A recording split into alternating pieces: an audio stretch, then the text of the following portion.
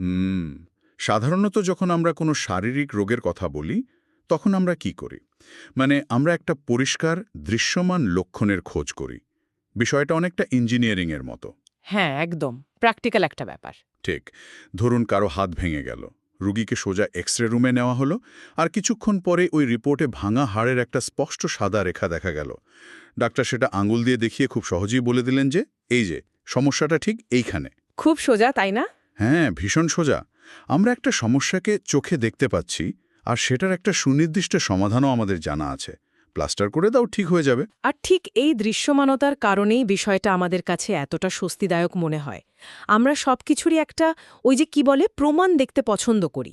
মানব মস্তিষ্ক যে কোনো তথ্যকে একটা নির্দিষ্ট ক্যাটাগরিতে ফেলতে চায়।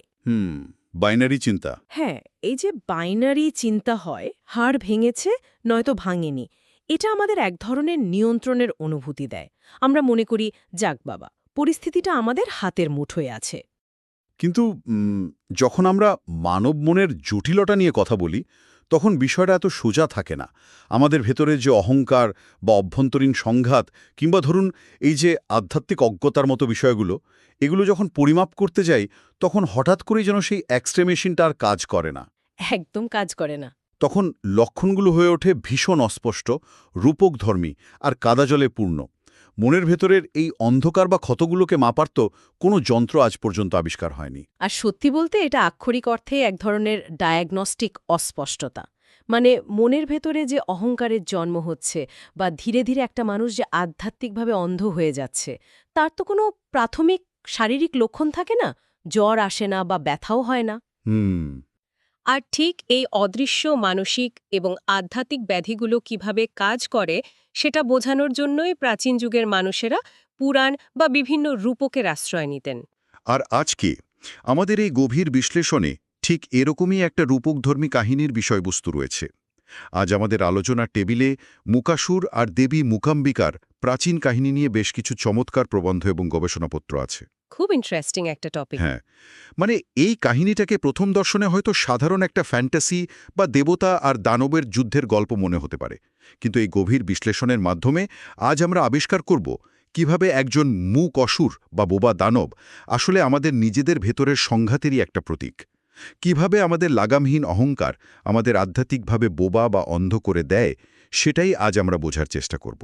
হিন্দু পুরাণের বিশাল পরিসরে মূকাসুরের গল্পটা ধরুন রাবণ বা মহিষাসুরের মতো হয়তো সর্বত্র এতটা পরিচিত নয়, কিন্তু দার্শনিক গভীরতার দিক থেকে এটি কিন্তু অনন্য। কারণ এই কাহিনীতে মানুষের চেতনার এমন এক সংকটের কথা বলা হয়েছে যা আজকের আধুনিক জীবনেও ভীষণ প্রাসঙ্গিক। সত্যি, এই প্রবন্ধগুলো পড়তে গিয়ে শুরুতে আমার যে বিষয়টা সবচেয়ে বেশি অবাক লেগেছে তা হলো হিন্দু দর্শনে অসুর বলতে আসলে কি বোঝায় তার ব্যাখ্যাটা। মানে আমাদের তো একটা সাধারণ ধারণা আছেই। হ্যাঁ, আমরা তো ছোটবেলা থেকে গল্প শুনে বা ওই টিভির সিরিয়াল দেখে ভেবে নিই অসুর মানেই জন্মগতভাবে খারাপ কোনো দানব। ওই যে মাথায় বড় বড় শিং আছে, ভয়ানক দাঁত, আর যারা সারাক্ষণ শুধু ধ্বংসযজ্ঞ চালায়। কিন্তু উৎসগুলো থেকে আমরা জানতে পারছি দেব এবং অসুর উভয়ই আসলে ঋষি কশ্যপের বংশধর। মানে তারা আক্ষরিক অর্থে ভাই ভাই। হ্যাঁ, আর এই বংশপরিচয়ের বিষয়টা আসলে একটা বিশাল বড় দার্শনিক ইঙ্গিত দেয়। এই যে দেবতা এবং অসুরের বিভাজন, এটা মোটেও জন্মগত জেনেটিক বা শারীরিক কোনো বিষয় নয়। আচ্ছা। এটা সম্পূর্ণভাবে মনস্তাত্ত্বিক এবং চেতনার স্তরের একটা বিভাজন। মানে একই উৎস থেকে জন্ম নেওয়া দুটো আলাদা মানসিকতার বিকাশ। দেবতারা হলেন মহাজাগতিক শৃঙ্খলা, সম্প্রীতি, আলো এবং সেই শক্তির প্রতীক যা মহাবিশ্বের সাথে নিজেকে যুক্ত করতে চায়। তারা মূলত দেওয়ার দর্শনে বিশ্বাসী। আচ্ছা, তাহলে অসুররা কি শুধু নেওয়ার দর্শনে বিশ্বাসী? মানে পুরোটাই কি ভোগবাদ? অনেকটা তাই। অসুররা হল তীব্র উচ্চাকাঙ্ক্ষা, জড়বাদ, অহংকার এবং পার্থিব ক্ষমতার প্রতি আসক্তির চূড়ান্ত প্রতীক। তারা মহাবিশ্বের সাথে মিলেমিশে থাকার বদলে মহাবিশ্বকে পুরোপুরি নিয়ন্ত্রণ করতে চায়। তাদের পুরো ফোকাস থাকে ওই আমি এবং আমার ক্ষমতার ওপর। কিন্তু মজার ব্যাপার হল, মূকাসুর জন্মগতভাবে কিন্তু পুরোপুরি অশুভ বা খারাপ কেউ ছিল না। তার ভেতরেও একটা সম্ভাবনা ছিল।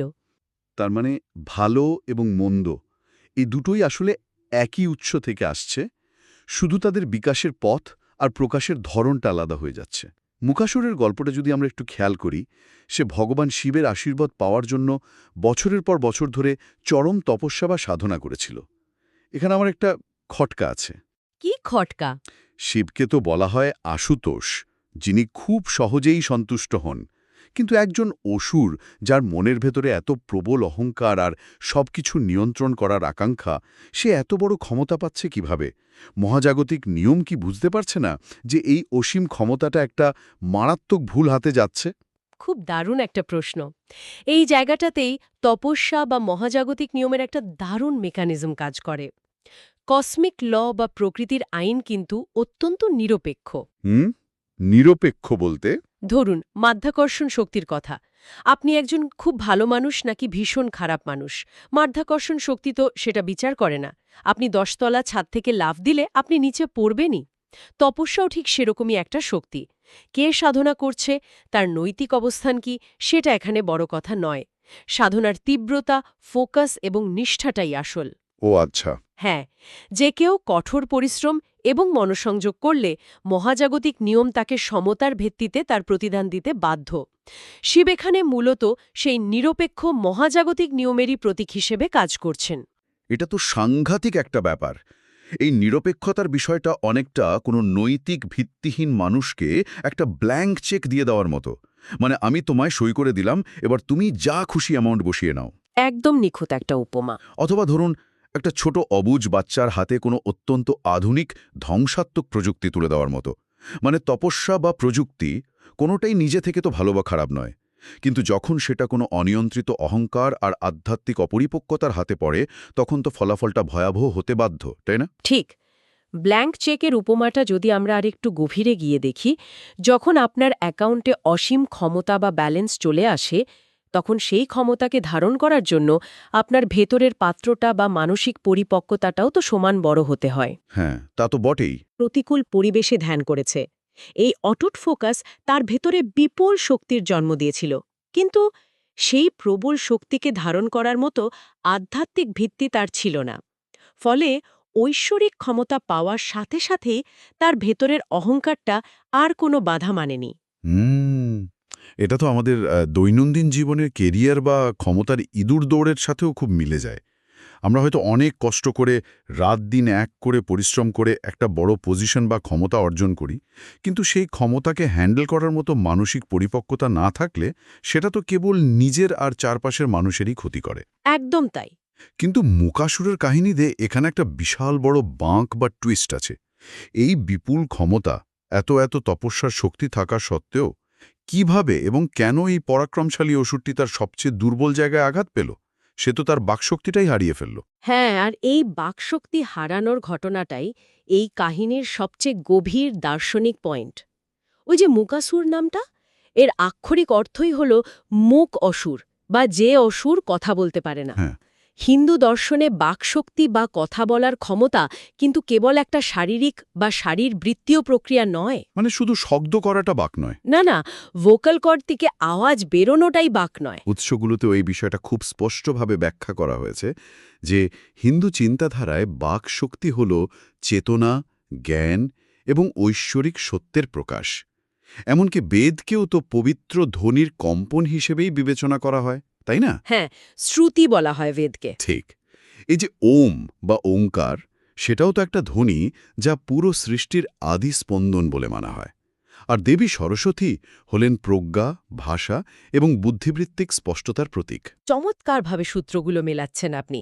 যেহেতু ধ্বনি বা শব্দই হল সৃষ্টির মূল ভিত্তি, তাই কথা বলতে পারার ক্ষমতা হল নিজের চেতনাকে এই ব্রহ্মাণ্ডের সাথে যুক্ত করার একটা মাধ্যম।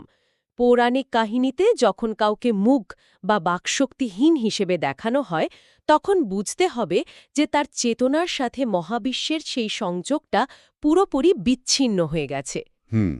মুকাসুর কিন্তু প্রথম থেকেই বোবা বা মুখ ছিল না। শিবের কাছ থেকে চূড়ান্ত ক্ষমতা ও অমরত্ব চাওয়ার ঠিক আগে দেবী সরস্বতীর হস্তক্ষেপে তার বাকশক্তি কেড়ে নেওয়া হয়। এখানে আমার একটু খটকা লাগছে।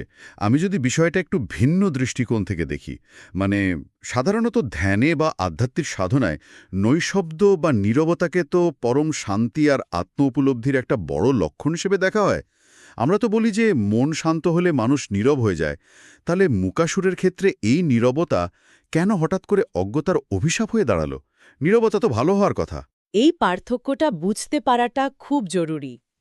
আধ্যাত্মিকতার যে নীরবতার কথা বলা হয় সেটা হল স্বেচ্ছায় গ্রহণ করা প্রশান্তি নীরবতা। সেটাকে বলা যায় শান্তি। আচ্ছা। অন্তর থেকে চূড়ান্ত সত্যকে উপলব্ধি করার পর যখন বাইরের আর কোনো প্রমাণ বা কোলাহলের প্রয়োজন হয় না, তখন মানুষ শান্ত হয়ে যায়। কিন্তু মূকাসুরের নীরবতা সে নিজে বাছেনি। তার নীরবতা ছিল আধ্যাত্মিক অন্ধত্বের কারণে সত্য প্রকাশের চরম অক্ষমতা। এটা কোনো প্রশান্তি নয়, বরং এক ধরনের জোরপূর্বক চাপিয়ে দেওয়ার সীমাবদ্ধতা বা অজ্ঞতা। ও আচ্ছা, তাহলে কি বিষয়টা এমন দাঁড়াচ্ছে যে অহংকার আমাদের এক ধরনের আত্মিক বোবা অবস্থায় নিয়ে যায়? মানে সে তো শিবের কাছে অমরত্ব চাইতে যাচ্ছিল। অমরত্ব চাওয়াটা তো তার অহংকারেরই চরম রূপ। ঠিক ধরেছেন। অহংকারে অন্ধ একটা মন যখন পুরোটাই আমি, আমার এসব দিয়ে ভর্তি থাকে, তখন সেখানে ঐশ্বরিক সত্য বা প্রজ্ঞার আর কোনো জায়গা অবশিষ্ট থাকে না। মূকাসুর যখন শিবের সামনে দাঁড়িয়ে সেই চরম ধ্বংসাত্মক বরটা চাইতে যাচ্ছিল, তখন সরস্বতী বা প্রজ্ঞা বুঝতে পারে যে এই অহংকার যদি ভাষা পেয়ে যায় তবে তা পুরো সৃষ্টিকে ধ্বংস করে দেবে। তাই প্রজ্ঞার প্রভাবে তার ভেতরের সেই শূন্যতাটাই বাইরে প্রকাশ পেল। সে আর কিছুই উচ্চারণ করতে পারল না। ঠিক। অশুভ শক্তি যখন ঐশ্বরিক প্রজ্ঞার মুখোমুখি হয়, তখন তার এই সীমাবদ্ধতাটাই প্রকাশ পায়। তাহলে দিন শেষে এই পুরো বিষয়টার অর্থ কি দাঁড়ালো? এর মানে হলো, আমরা যখন খুব বেশি আত্মকেন্দ্রিক আর অহংকারী হয়ে পড়ি, তখন আমরা আসলে জীবনের আসল সত্যগুলোকে প্রকাশ করার ভাষাই হারিয়ে ফেলি। আমরা হয়তো অনেক কথা বলি, সারাদিন অনেক আওয়াজ করি, কিন্তু সেই কথার কোনো গভীরতা থাকে না। আমরা আসলে এক ধরনের মূক অবস্থায় চলে যাই। একদম। এবং এই মূকত্ব কেবল দেবতাদের বাহ্যিক শত্রু ছিল না, সে ছিল খোদ মানব চেতনার ভেতরের সেই অজ্ঞতার প্রতিচ্ছবি যা আমাদের আধ্যাত্মিক বিকাশে সবচেয়ে বড় বাধা হয়ে দাঁড়ায়। মূকাসুর আমাদেরই সেই সত্তা যে অনেক কিছু অর্জন করেছে, কিন্তু সত্যটাকে উচ্চারণ করতে ভুলে গেছে। কিন্তু গল্প তো এখানেই শেষ নয়, কারণ এই আধ্যাত্মিক অজ্ঞতা আর অহংকারের চূড়ান্ত রূপ যখন ক্ষমতা পেয়ে বেপরোয়া হয়ে ওঠে, তখন তো চারপাশে সবকিছু লণ্ডভণ্ড হতে শুরু করে। বাকশক্তি হারানোর পর মূকাসুর তো আর শান্ত হয়ে বসে থাকেনি। না, একেবারেই না।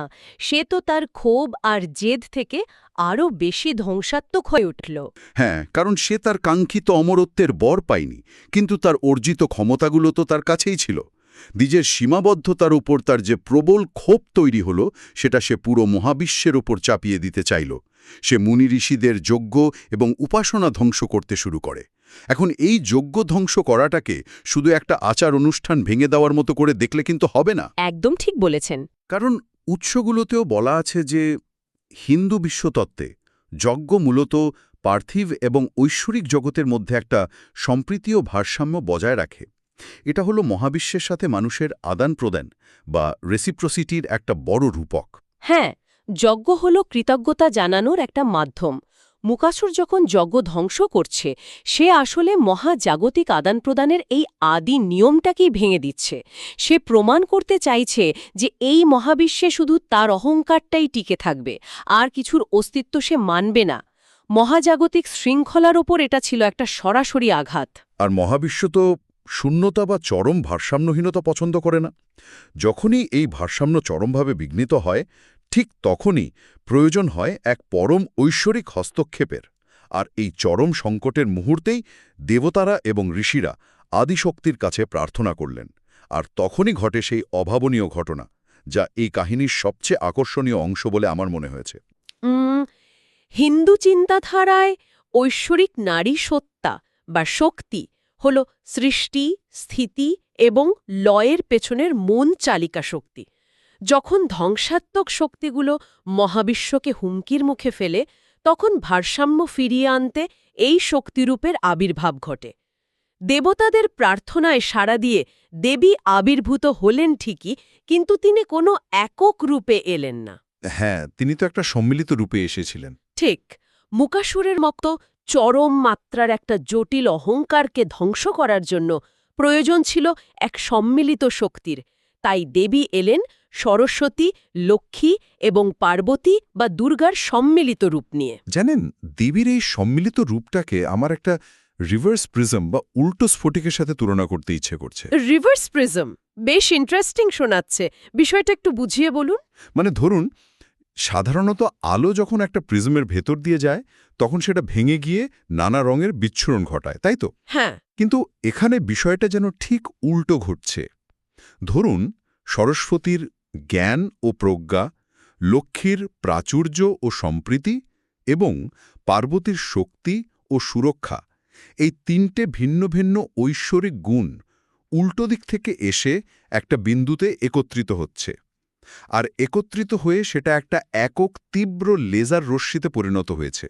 আর সেই অসীম শক্তির লেজার রশ্মি অবলীলায় মোকাসুরের অহংকারের নিশ্ছিদ্র অন্ধকারকে একেবারে চিরতরে ভেদ করে ফেলছে।